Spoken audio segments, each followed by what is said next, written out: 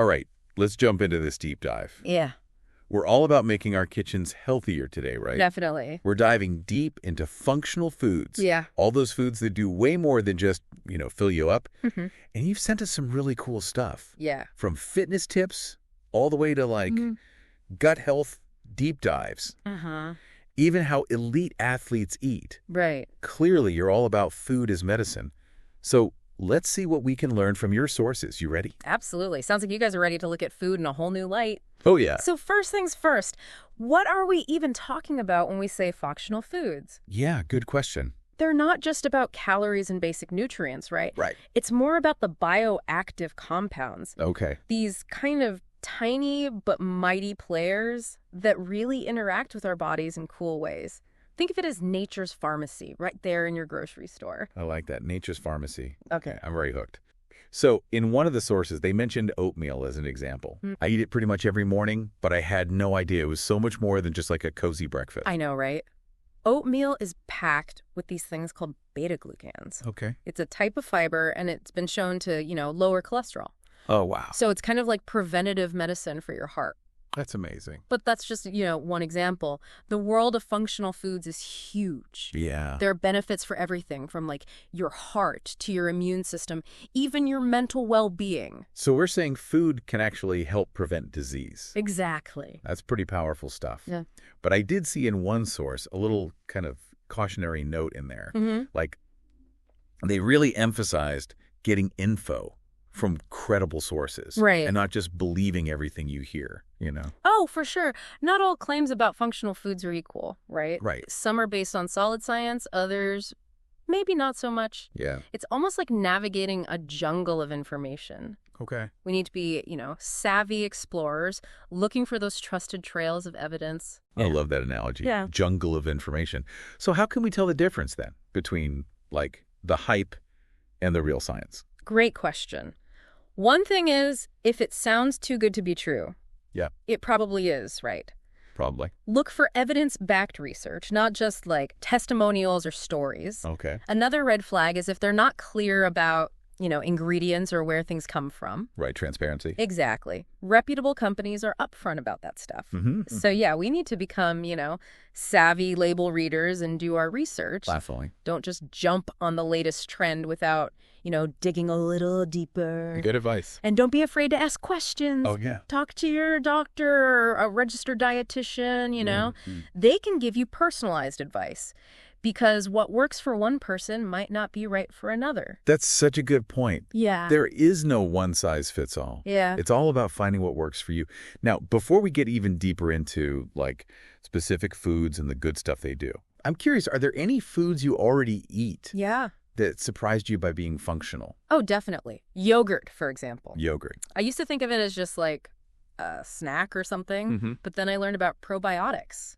Okay. Those good bacteria are crucial for like everything. Really? Digestion, immunity, Wow. even mental well-being. Wait, yogurt can impact my mental health? Yeah. I had no idea there was a connection between the gut and the brain like that. There totally is. It's this complex communication pathway called the gut-brain axis. Okay. The trillions of bacteria in our gut, the microbiome, Right. they can seriously influence our mood, how we think, even how we behave. So eating yogurt is like sending good vibes straight to my brain. Uh-huh, kind of. I like it. Okay, so I'm seeing that a lot of the sources talk about functional foods from both animal and plant sources. Yeah, Should we start with the animal side? sure. When it comes to animal-based functional foods, the superstars are omega-3 fatty acids. Oh. They're crucial for heart health, brain function, and fighting inflammation.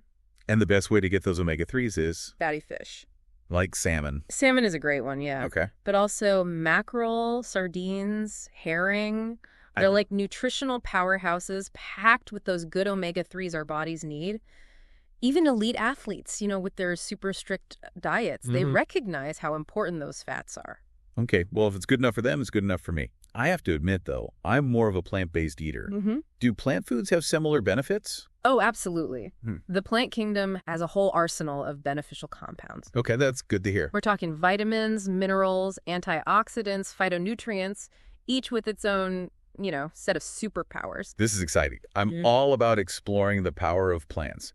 So what are some of the, standout plant-based functional foods, the ones we should really have on our radar. Well, we've already talked about oats, right? Those cholesterol-lowering beta-glucans make them heart-healthy superstars. Then there are cranberries, often recommended for, UTIs. Right. Garlic is great for lowering blood pressure. And soy products, those can benefit cholesterol and heart health. It's amazing to think these everyday foods can have such a big impact on our health. Isn't it? I'm already looking at my grocery list differently. That's the beauty of it. It's not about some, exotic, hard-to-find ingredient. It's often the simple, familiar foods we already enjoy. Right. Just recognizing their potential, So it's not about a total diet makeover. It's more about making smart choices that really nourish us. I love that. But one thing I am wondering about, are there any downsides to functional foods? Like risks or things we should be aware of? That's a great question. And it is important to address, the potential downsides. While they offer huge promise, functional foods aren't some magic bullet. We need to approach them with balance. Okay, so what should we keep in mind? First, more isn't always better, right? Just like with anything, moderation is key. Some functional foods can cause side effects like, digestive issues if you overdo it. Okay. And they can also interact with certain medications. Ah. So always a good idea to talk to your doctor before you make big changes or start new supplements. Good point. So it's about finding that balance, right? Exactly. Get the benefits without going overboard. And remember, everybody's different. Right. What works for one person might not work for another. So again, it's not about following trends. It's about listening to your own body. Yes. Okay, that's empowering. One of the sources made a comparison between multivitamins and functional foods, calling multivitamins like the minimum wage of nutrition. I love that analogy. What do you think about that? It's so true. It highlights the limitations of multivitamins. Okay. They're designed to prevent deficiencies, not necessarily boost your health. Think of it like a multivitamin is getting a basic salary. It covers your basic needs.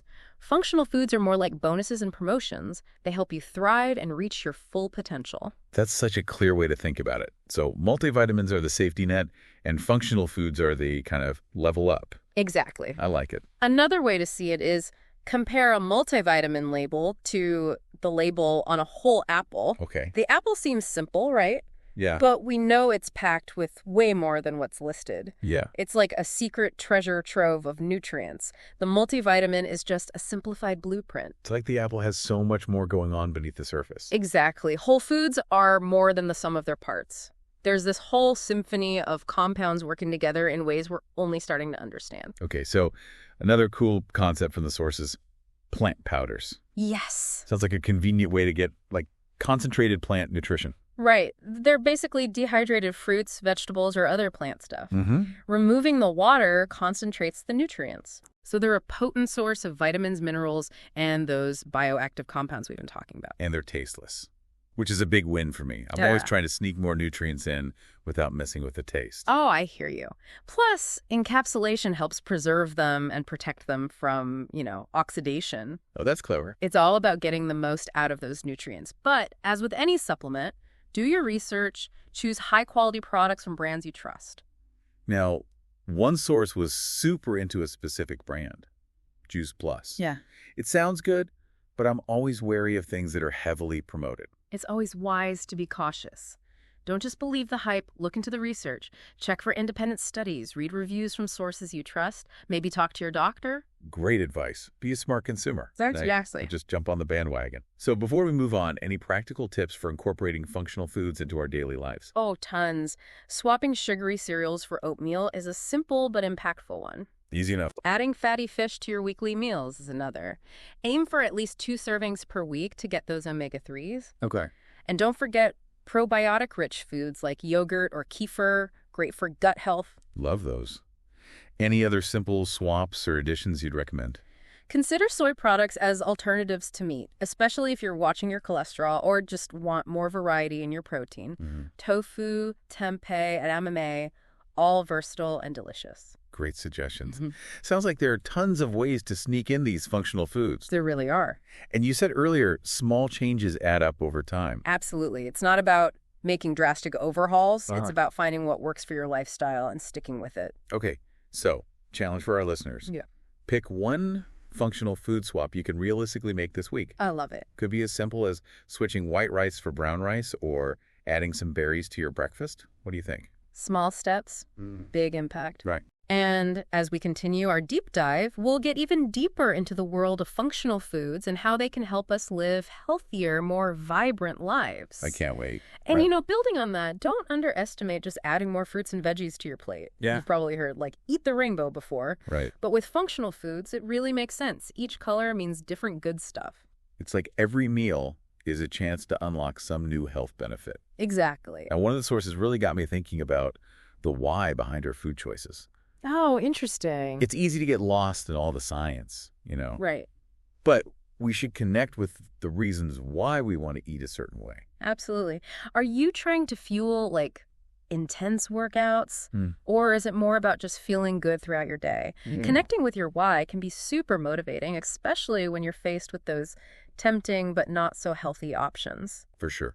For me, it's about feeling my best, both physically and mentally. Speaking of feeling good, one thing that jumped out from the sources was this idea of food as medicine. Yeah. It's almost like we're being proactive about our health, Yeah. using food to kind of optimize our bodies and maybe even prevent disease. I love that. It's a total shift in perspective, right? Yeah. From seeing food as just calories to seeing it as this powerful tool for well-being. We're tapping into the wisdom of those, traditional medicine systems, the ones that have always recognized the connection between food and health. And modern science is backing it up more and more. We're learning so much about how specific foods and nutrients affect our bodies at a cellular level. It's incredible, isn't it? Speaking of science, the microbiome kept popping up in the sources. Yeah. Seems like it's a key player in the functional food world. The microbiome is like this hidden universe inside us, Yeah. full of trillions of bacteria that are crucial for digestion, immunity, even mental health, like we were saying, that gut-brain connection. Right. One source described it as an ecosystem that needs balance and diversity to thrive.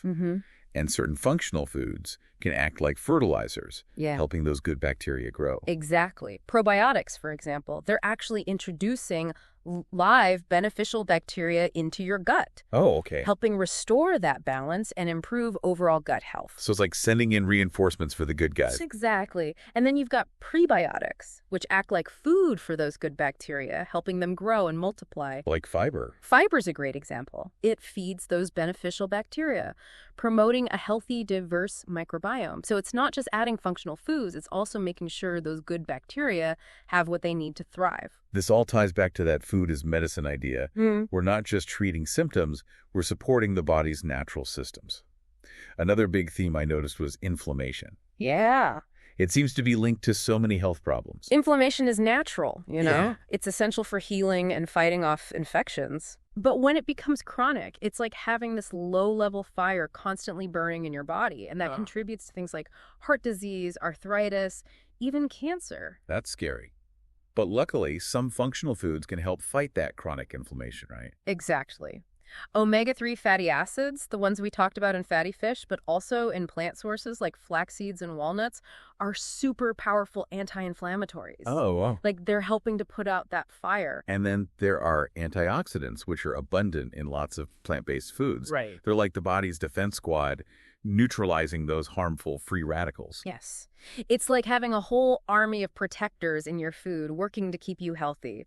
What specific functional foods stood out to you for their anti-inflammatory benefits? Berries were a big one for me. They're packed with those antioxidants like anthocyanins, which gives them their bright colors. Berries are like nature's candy with a bonus dose of anti-inflammatory power. I like that. Turmeric also stood out. It's a powerful spice, commonly used in Indian cuisine, and it's been linked to all sorts of benefits, including reducing inflammation. Turmeric's amazing. Its active compound, curcumin, is what gives it that vibrant yellow color and those incredible anti-inflammatory properties. And green tea, with its calming effects, was another one that caught my eye for its anti-inflammatory powers. Green tea is such a great example of how something so simple can be so powerful for our health. Its catechins, a type of antioxidant, can reduce inflammation and protect against cell damage. It's incredible how nature has provided us with so many tools to fight inflammation. But with all this talk of nutrients and compounds, one thing that struck me was the limitations of food labels. Oh, yeah. They don't always tell the whole story, do they? That's true. Traditional food labels focus on macronutrients like carbs, protein, fat, Right. and maybe a few vitamins and minerals. Yeah. But they often miss the full picture, all those phytonutrients, antioxidants, and other beneficial compounds in whole foods. It's like judging a book by its cover. Exactly. We might see a simple list of ingredients, but there's so much more going on beneath the surface. And that's where the concept of, food synergy comes in. Food synergy. It's the idea that the whole is greater than the sum of its parts. The nutrients in whole foods work together in ways we're just beginning to understand. So it's not just about individual nutrients, it's about how they all work together. Exactly. There was a study mentioned in one of your sources that illustrates this perfectly. Whoa, what was it about? They compared a whole tomato to isolated lycopene, which is a powerful antioxidant in tomatoes. Okay. And they found that the whole tomato was more effective at reducing cancer cell growth than lycopene alone. Wow, that's pretty convincing evidence for the power of whole foods. It really is. It reminds us to focus on eating a variety of whole foods to get those synergistic benefits. This is all great information, but I have to admit it can feel a little overwhelming sometimes. Yeah, I get it. Where do we even begin with all this? You don't have to become an expert overnight. Okay, good. Just start by incorporating a few functional foods that resonate with you and your goals. So small, sustainable changes, one step at a time. Exactly. It's a journey, not a destination. Enjoy the process of exploring this world of food and health, and celebrate every step you take towards nourishing your body. That's a great reminder. One thing that really resonated with me was the idea of timing when it comes to functional foods. Oh, interesting. It's not just what we eat, but also when we eat it. Absolutely. Timing can be super important, especially for people who are trying to optimize performance or recovery, like athletes. Right. Like how important it is to eat carbs and protein after a workout to help your muscles recover. Exactly. And something like tart cherry juice, known for its anti-inflammatory properties. Yeah. It's been shown to reduce muscle soreness and improve recovery time when you drink it strategically. So we're kind of fine-tuning our eating habits to support our body's natural rhythms and processes. Precisely.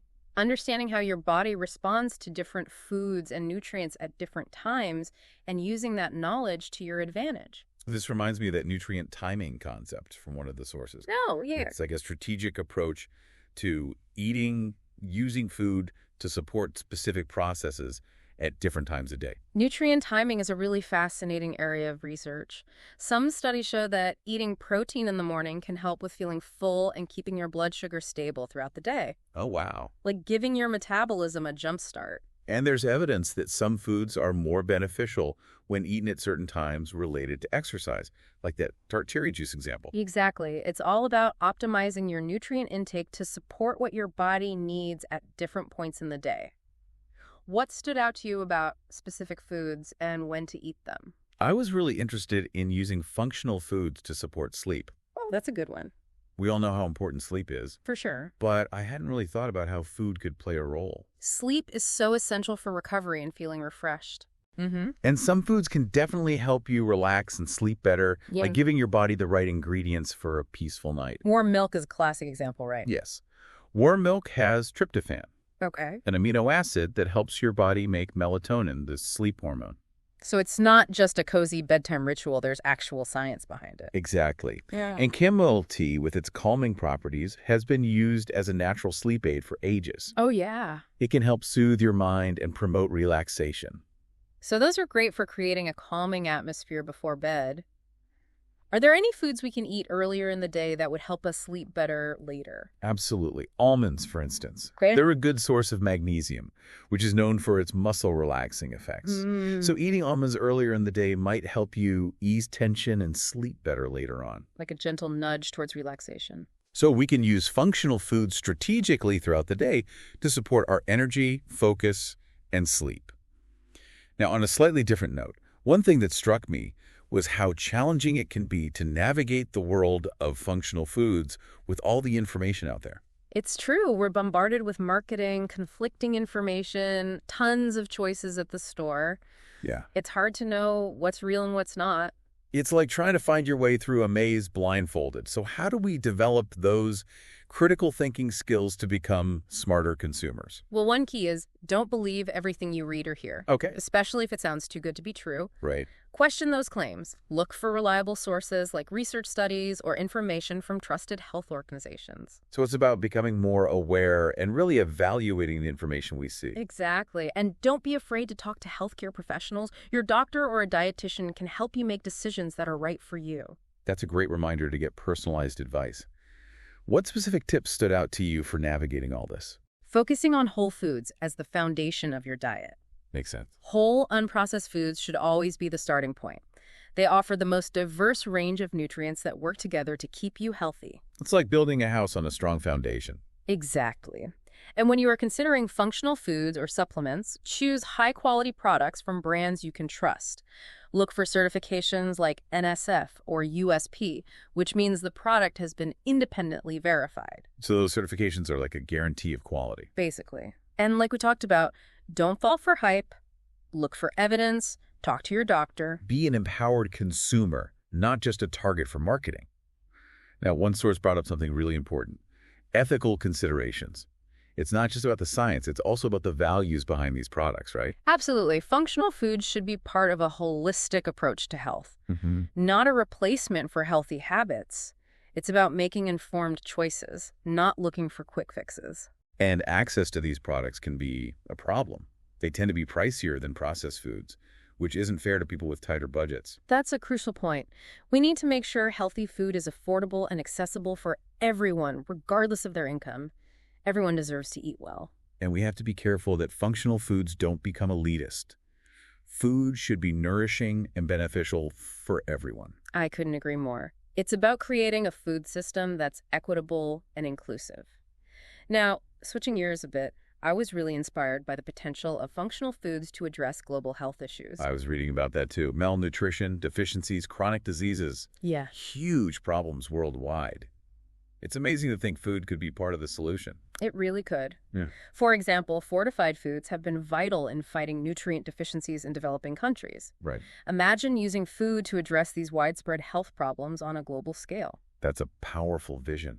And researchers are also looking at how to develop functional foods that target specific chronic diseases, like heart disease, diabetes, cancer. It's cutting-edge research with so much potential. Yeah. If we can use food to prevent and manage these conditions, it could transform global health.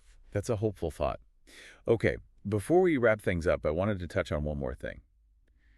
The future of functional foods. Oh, yeah. The sources hinted at some really exciting possibilities, especially with personalized nutrition becoming more popular. Personalized nutrition is such an interesting field. Imagine getting specific functional food recommendations based on your genes and health status. It's like a custom diet plan, tailored to your exact needs. Exactly. And with all the advances in genomics and data analysis, we're learning more and more about how our genes interact with our environment, including our diet. That's incredible. So we could get personalized dietary advice to optimize our health and prevent disease. It's like a whole new approach to healthcare. It is. And with AI and machine learning getting better all the time, the possibilities are pretty much endless. It's a super dynamic field with tons of potential for improving our health and well-being in the future. Personalized diets based on our genes. That's pretty wild. But for now, I'm still trying to process all the amazing stuff we've learned about functional foods. It's been a lot, right? We've covered so much ground, from preventing chronic diseases to gut health, mental well-being, even how athletes use these foods. It's incredible how diverse they are. Right. We're talking oatmeal and berries to, like, those plant powders. Exactly. And that's the beauty of it. You can choose what works for you. Your lifestyle, your taste, your health goals. There's no one right answer. That's so important. It's about finding what fits you. And like you said before, it's not about changing everything overnight. Right. It's those small, sustainable changes that make a difference. Absolutely. Small steps, big impact. It's about building a healthy lifestyle that you actually enjoy, that nourishes you from the inside out. Oh, speaking of nourishment, one source talked about mindful eating and how it's important for functional foods. It's not just what we eat, but how we eat it. Mindful eating is so powerful. It really changes your whole experience with food. Slowing down, savoring each bite, paying attention to your body's cues. Tuning out the distractions.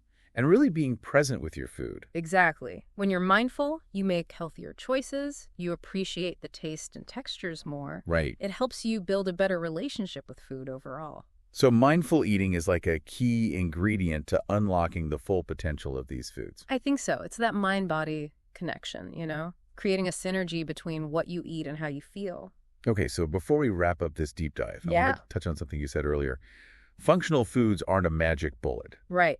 Important to remember that. They're not a quick fix for everything. They're a tool, a powerful one. Yeah. But they work best as part of a bigger picture. Right, a holistic approach to health. Exactly. Things like exercise, stress management, sleep, social connections. It's like all these different pieces working together. It really is, like weaving a tapestry of well-being. Oh, I like that. Functional foods are one of the threads, but you need all the others too to create something strong and beautiful. Beautiful analogy. So as we leave our listeners to think about everything we've talked about today, what final thought would you leave them with? Keep exploring. Don't be afraid to try new foods, see what works for you. It's all about discovering what makes you feel your best. And remember, it's a journey. Have fun with it. Experiment, learn, and nourish your body with all the amazing things functional foods have to offer. Absolutely. Keep diving deep into the world of nutrition. Ask questions, keep learning, and make choices that support your health and well-being. That's great advice. Thank you so much for joining us for this deep dive into functional foods. We hope you learned a lot and feel inspired to take your health to the next level. Until next time, keep exploring, keep learning, and keep nourishing your body with the power of food.